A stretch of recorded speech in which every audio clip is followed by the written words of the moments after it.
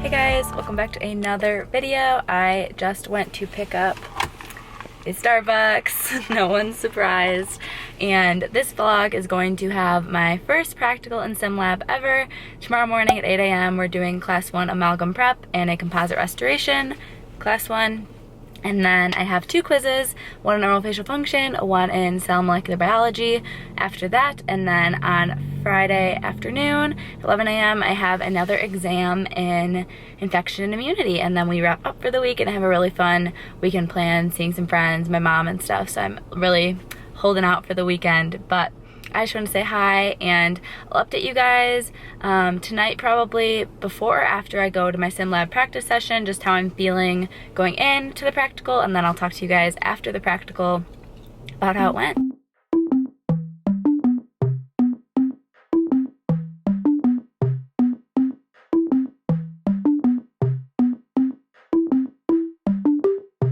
Here we go, it's all about you, it's all about me, it's all about what we do.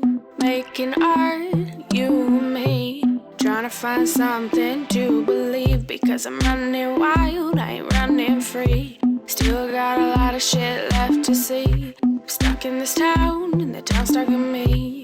Always trying to find another reason to leave, but we sit at home, all alone, hoping one day I'll never be known. Cause I'm stuck on the bottom, trying to feel on top, wishing everything would just come to a stop.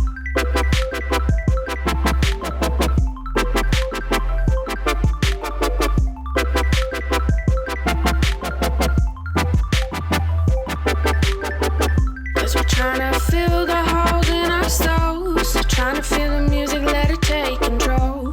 Stuck on the bottom, trying to feel on top, wishing everything would just come to a stop.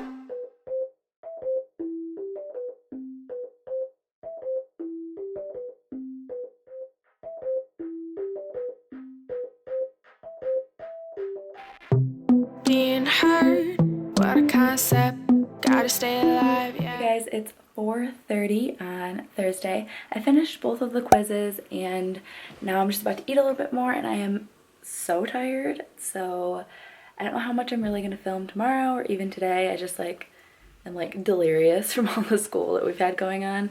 The practical was okay. It's really hard, you don't get to feel relieved that oh my gosh, I'm done, because it's not graded. So it's just I turned it in, but it just kind of was like a pause rather than a completion feeling. So I don't feel all that great.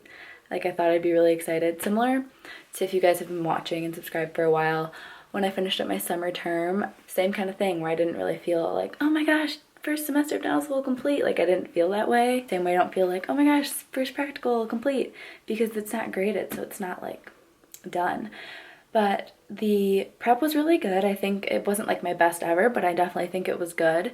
And then the issue with that was my rubber dam was kind of messed up when I turned it in. So I don't know if I'm gonna get points off for that. So that was annoying me after the fact. I was man, I wish that didn't happen, obviously.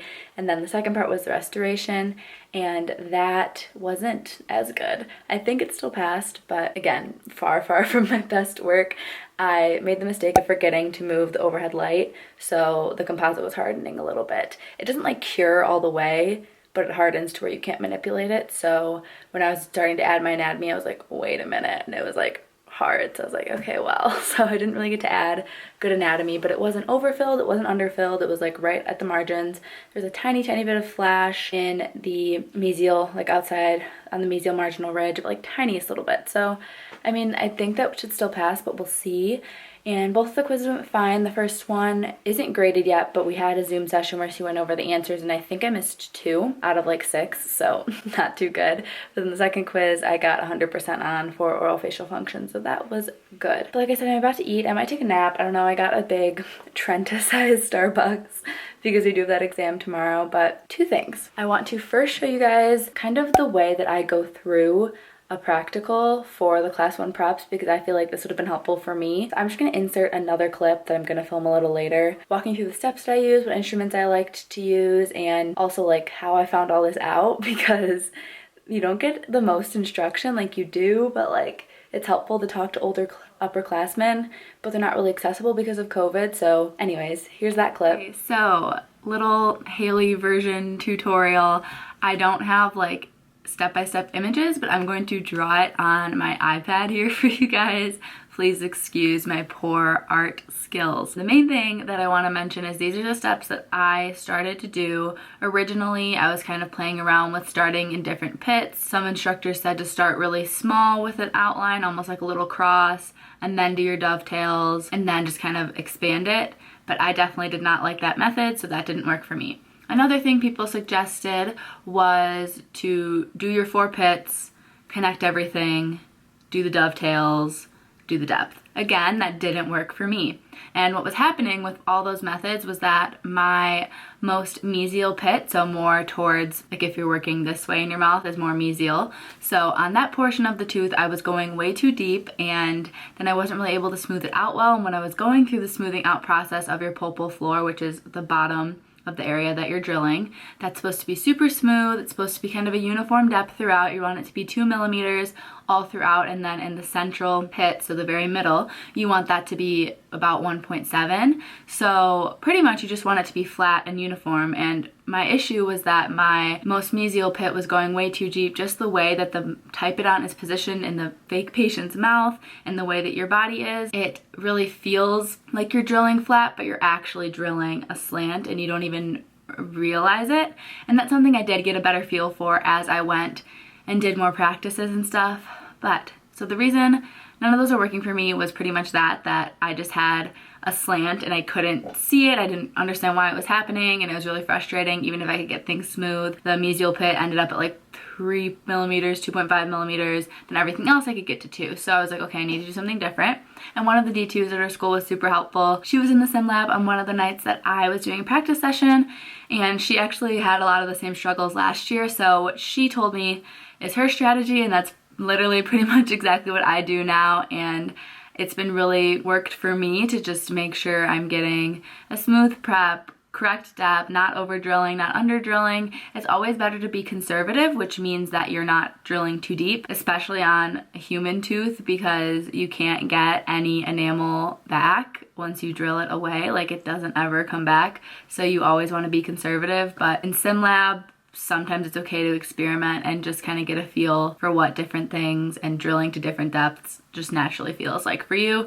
And that's the best way for you to understand when I apply this much pressure with my 330 burr, it goes this deep. And that's just something you need to practice and figure out. So that's the first thing. I use a 330 burr on a high-speed air-powered handpiece. We do have electric, but they're still in the process of transitioning us into electric, so they weren't available for us to use this past practical, but hopefully they'll be all set up coming into this next week. That way we can start using it for our future practicals. But so this one was done with a 330 burr on an air-powered handpiece and high speed. I don't use the low speed at all. Some people like to use a low speed to smooth out their floor because they find it doesn't obviously go at as high of an RPM, so it's not going to cause as much damage. I personally hated the slow speed. I don't want to touch that thing unless I absolutely have to.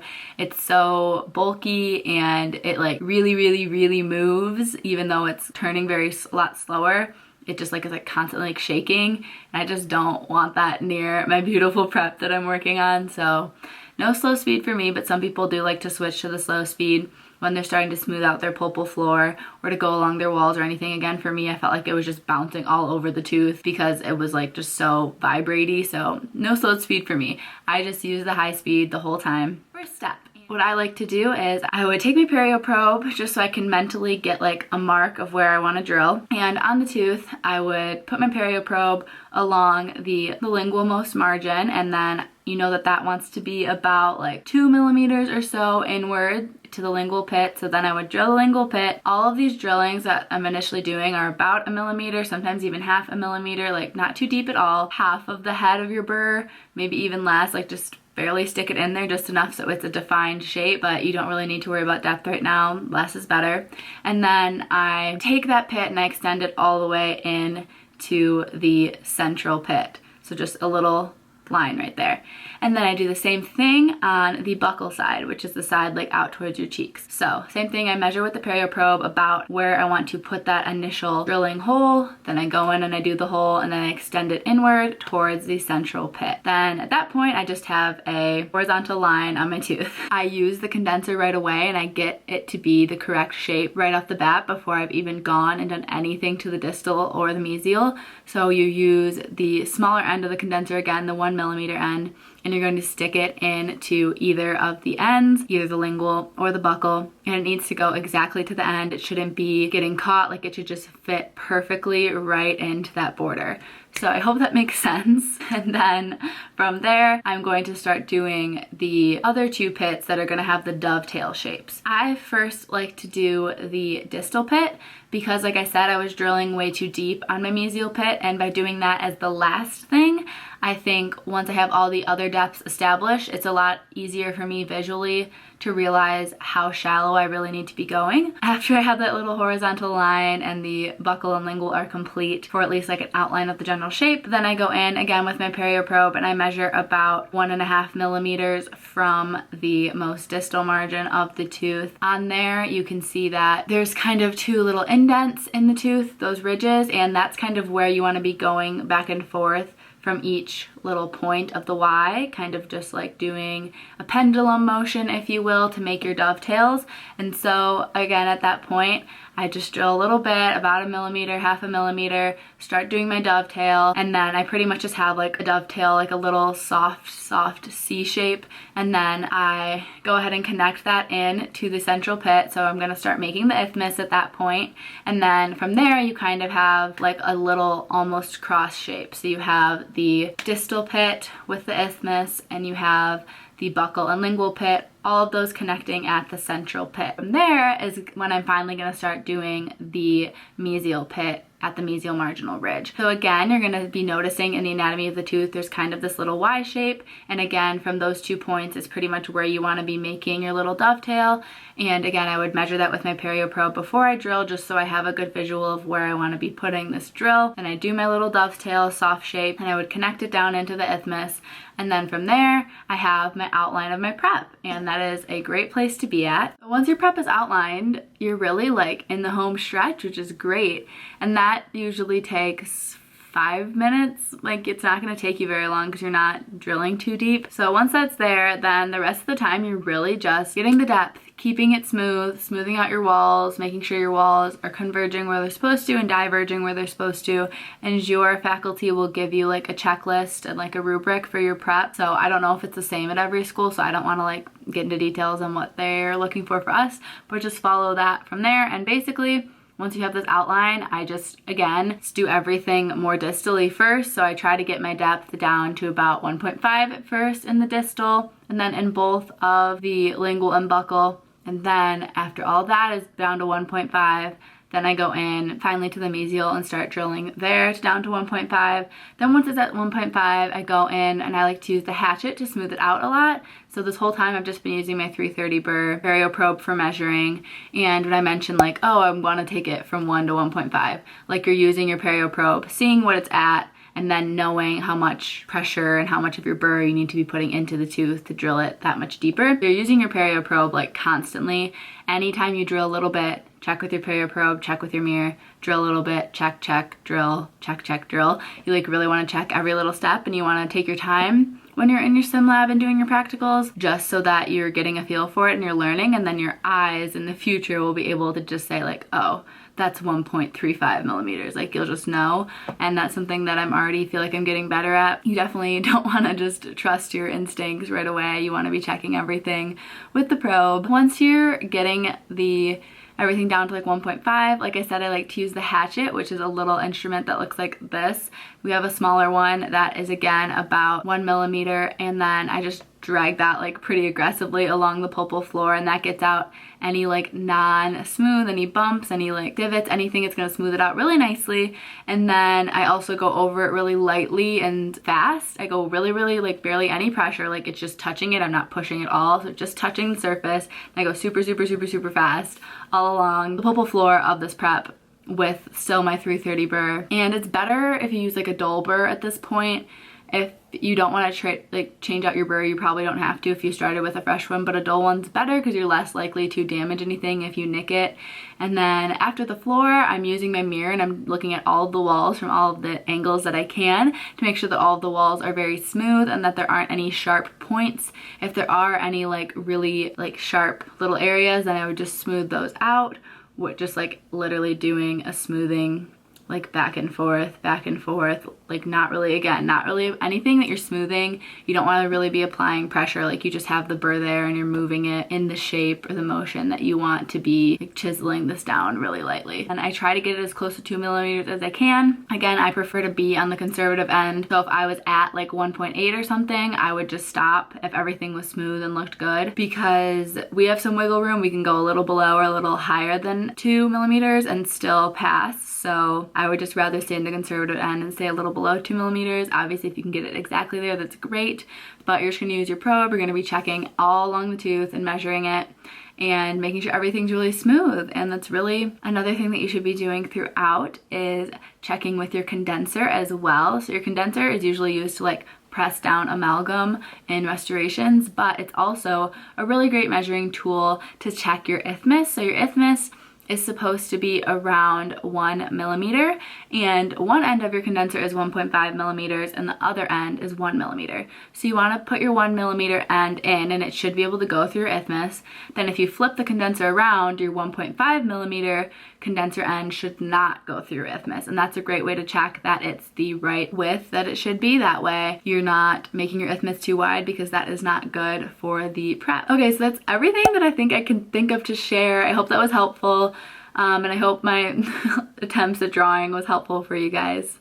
And then I also, during one of our Zooms, should have been paying attention, but I just updated my phone to iOS 14 and did the whole widgets, shortcuts thing. Feel more trendy having it all updated, but maybe nap or maybe start studying. We have from 8 a.m. to 8 p.m. to take the exam tomorrow, but then you only get like 40 minutes or something once you start. But I'd like to take it in the morning or early afternoon just so it's done. But I mean, I could take it at night if I don't feel ready, so I'm not too stressed about like I need to study a bunch right now. So I think I'm gonna eat and then maybe take a nap for like an hour, wake up, drink that Starbucks, get that like double nap plus caffeine running through me, and do more studying. I woke up at 5:45 this morning. I was gonna get up at 6:15 because you have to be at the school around like 7:15, but I woke up at 5:45, and you know, like sometimes you wake up a little bit before your alarm, like 5 or 10 minutes, and you're like, oh, 5 or 10 minutes, keep sleeping.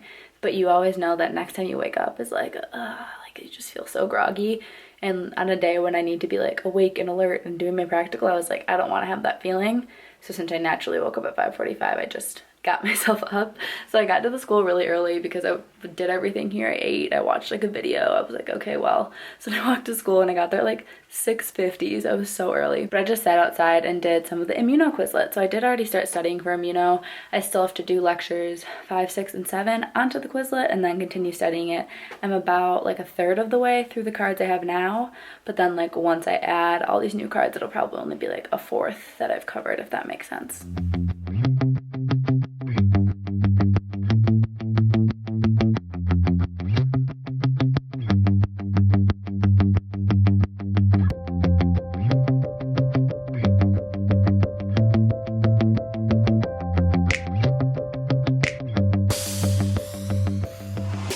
I'm back from that walk. I've been back for a little bit.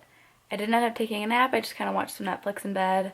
Went for that walk to wake up. I went a little bit different route than usual, so I showed you guys more of like the main like downtown-y strips of Ann Arbor, where there's more like shops and restaurants and stuff. Now I'm just about to finish those last couple lectures onto the Quizlet and do some more studying. It's already 8:30. The exam until like, I don't know, 2 or 3 tomorrow, depending on how I feel. If I wake up and study and I'm like ready to go and just want to get it over with, then maybe I'll do it really early. But yeah, just gonna study the rest of the night, and I will see you guys tomorrow on Friday. Hey guys, it's Friday. I woke up, got ready a little bit, wearing the new joggers I talked about in the last video, like the slate green little tank top, and when it was chillier, this sweater. At 10 a.m. we have a live session for Curiology that I always tune into because it's really helpful. She has a bunch of practice questions and stuff. And then after that, I'm going to do a bunch of studying for that exam. And then whenever I feel like I know the material, I will open the exam and start it. Guys, I'm not sure if it ended off this vlog, so I just wanted to pop on and say thank you so much for watching, and I will see you in the next video. More dental school topics and also some sit-down videos about topics that you guys voted for on my Instagram. So I can't wait to share those with you guys. Make sure you subscribe so you don't miss anything, and I will see you in the next video.